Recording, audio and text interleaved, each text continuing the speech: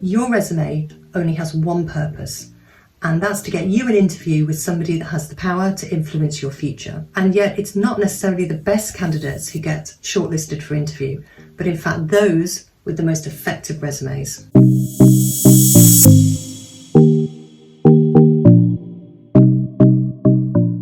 Hi, I'm Vicky Sherwood, author of the Biomed Badass blog and host of the YouTube channel where we discuss all things career related for STEM researchers working in academia and beyond. What you're going to learn about today is how to build a resume for the private sector which grabs the recruiter's attention and gets you top of the list for an interview. So let's get started. So to write an effective resume actually involves a two-step process. And the first of this process is to create a databank. So long before you start drafting out any resume, you should be collating a list of all the experiences you've gained throughout your research work. And you should start this today, even if you're at the beginning of your PhD or your postdoc or your latest fellowship, and you won't be needing a resume or indeed an academic CV for the next couple of years. You should be collating the information you need to create those documents. For previous work experience, or if you haven't collated a data bank and you need that information right now, it's going to be time for a little trip down memory lane. So just write down everything you can remember about your previous experiences and skills that you've developed. There's no need for exclusivity in this list.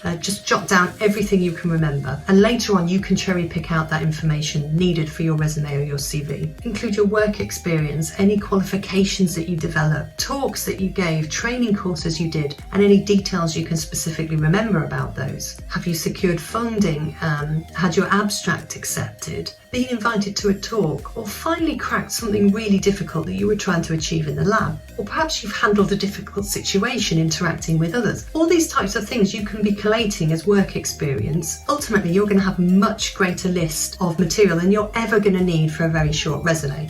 But this is excellent because you can cherry pick out the best things for your resume, and you will also have a long list of examples that you can then pull out at interview to back up the things that you've claimed in your original application. Don't worry about wordsmithing it or editing at this point so it looks super impressive. The important thing is just to get everything written down. The idea of this data bank is to be turning examples into evidence. So a really good way of documenting this is as follows. Think about the action that you've taken and a result that you've achieved through that action and skills that you've used to achieve it. So for example, let's take mentoring. Say you mentored 1 or 2 graduates in the lab every year for the past couple of years. You would have used mentoring skills, coaching skills, you've reviewed their work, you'd have set goals with them, talking with them regularly, you'd have been encouraging, and you'd have been training them on a daily basis. So these are all things and skills that you can list, linking back to the mentoring experience that you've had. Another one could be, for example, presenting at a conference. You gave a talk at an international conference on your project results. This involved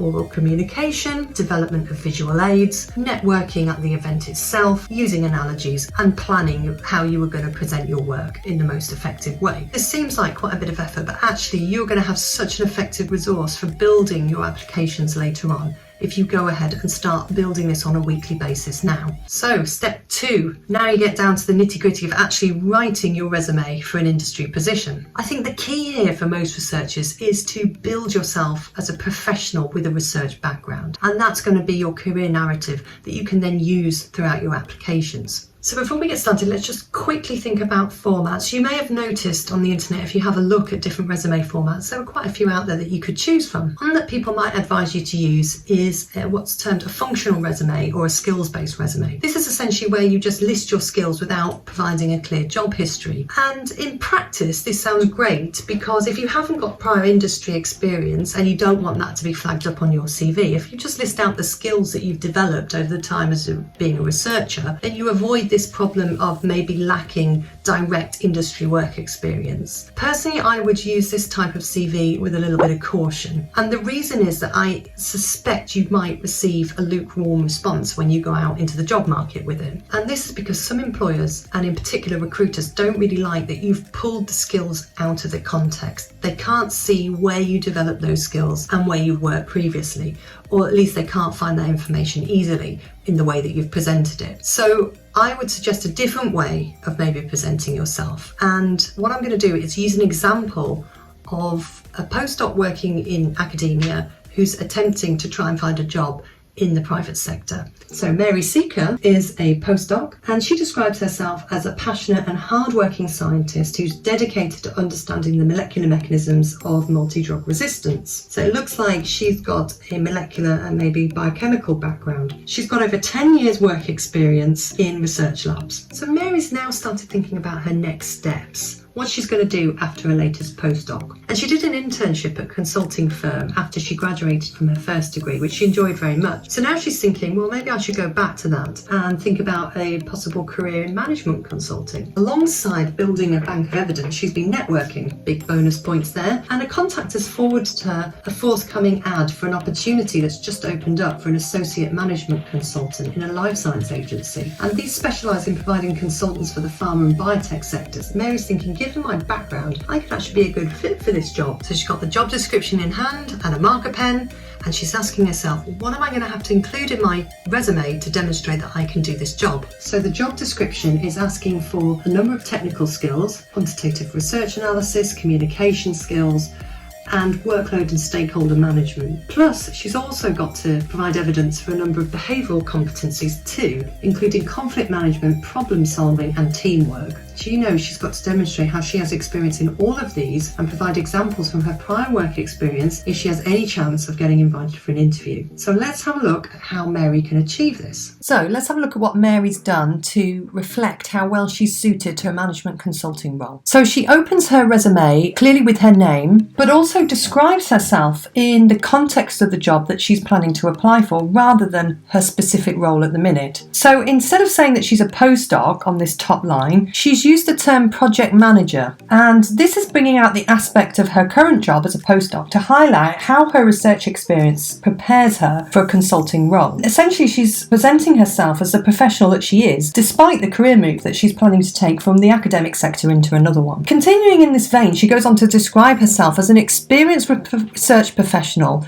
managing multidisciplinary projects, delivering on time and on budget, with a flair for communicating complex information to a variety of audiences. She's presenting herself again in this opening top line as to how she's going to be able to deliver on a management consulting job. These opening few lines are incredibly important in grabbing the reader's attention and ensure that they keep reading through the rest of the resume. The opening profile is literally make or break time as to whether they're going to go on and have a look at anything else you have to say.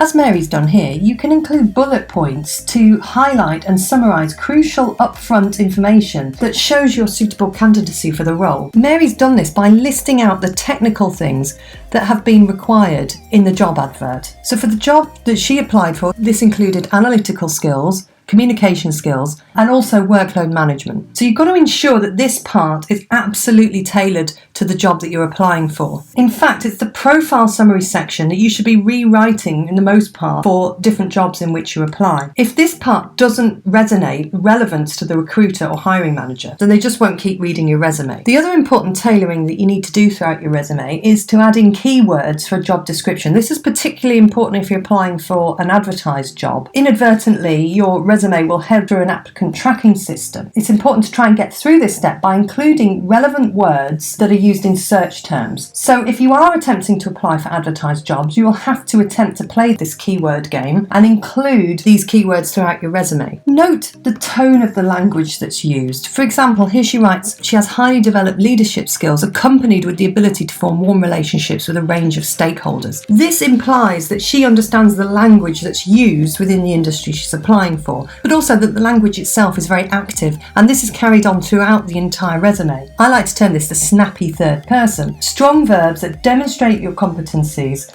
and no use of the word I anywhere in the document. Note that the contact information is actually presented further down in the resume underneath the profile section. This is because it wastes that precious space at the top of the resume where you're looking to instantly hook in the reader. The contact information is still prominent on the first page, so if they're interested in contacting you, they can easily find how, but the profile is essentially what the hiring manager or recruiter will be reading first. If you've got some space, it's also a good idea to pull out some additional skills and abilities that you'd like to highlight from the main section of your text here on the first page, so that the reader can just get a glance exactly of what it is you're doing. But the bulk of the first page should actually be your employment history. Now, you don't have to include absolutely every job here that you've ever had if it's not relevant. For example, myself, I worked in a hotel bar to pay the bills whilst I was writing up my thesis shortly after my funding ran out as a PhD student. But I've never included that in any resume or indeed academic CV that I've ever written. So only include those with relevant experience, but watch out for any career gaps that you might be expected to explain. So the first job Mary's included is her current postdoc role, but instead of listing herself as a postdoctoral research assistant, she's again pulled out the relevant aspect of her job and described herself as a biomedical researcher and project lead. This isn't lying. She's merely done this in an academic setting, which the recruiter can easily see. It's merely highlighting the relevant, translatable aspects of her current job. For each of the jobs she's listed, she's included a short summary section of the role that she's held, and then a series of bullet points listing major achievements for each of these roles. This is where Mary's work experience databank comes into its own. She can cherry pick out any work experience examples that best fit the requirement of the job description, pulling out examples of things that show teamwork. She's also pulled out things like workload management, quantitative analysis, communication skills, workload management, conflict management, and problem solving. Note, for each of these bullets, she also provides not just the skills she's used, but examples of the results achieved. For example, to highlight her team working abilities,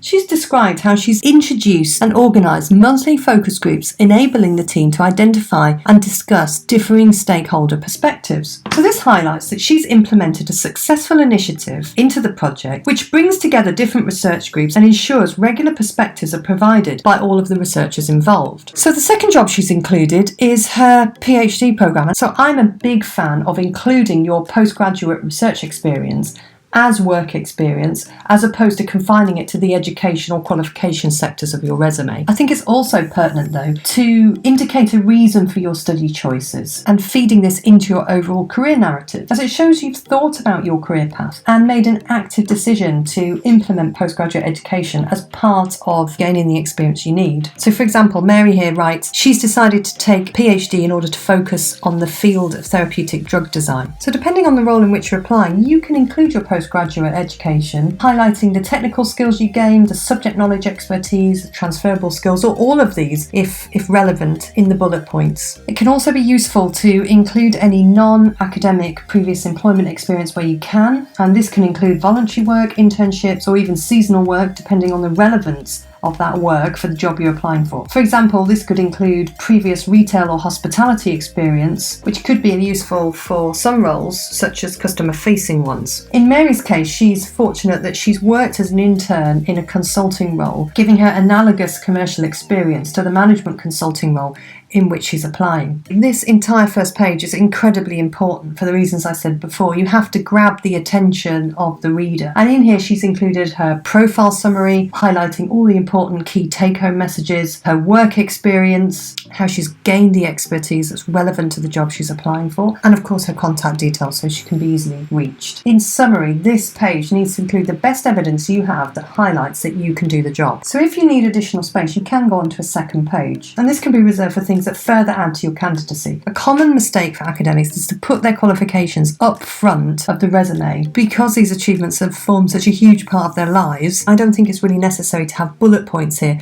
unless there's something specific you would like to pull out from some of the training that you've done. In the same token, training courses can also be listed later on in your resume, but for private sector roles it can be particularly helpful to include courses that demonstrate a keenness to improve commercial and business acumen. So Mary's listed a few of these here. For example, she's on the finance and accounting course, entrepreneurship and business management, and also some other courses that are relevant to the desired skill set that were requested in a job ad. For example, a communication skills course. She's also included a section entitled Additional Skills and Experience, where she has the opportunity to include any other miscellaneous items that might add value for her application. And here she's included that she speaks other languages, as being proficient in more than one language can be helpful in some consultant roles, and also some voluntary work that highlights an interest in entrepreneurship. So anything that doesn't fit into the other sections of your CV that you think might add value to the job in which you're applying, you can include in a section like this. And lastly, it can be a good idea to list a couple of personal interests in your resume. This lets the reader learn a little bit more about you on a personal level. Just try and make them sound a little interesting and that you're actively committed to them. So I hope you can see that this document is absolutely nothing like an academic CV. There's not a publication or a faculty member referee listed inside. What's important is how your work experience relates to the job in question. And this resume document spells out just that to the employer. There's no conversion of your academic CV involved here. This is a document that needs to be completely rewritten from scratch and updated for every role you apply. You can probably get it about 95% of the way there,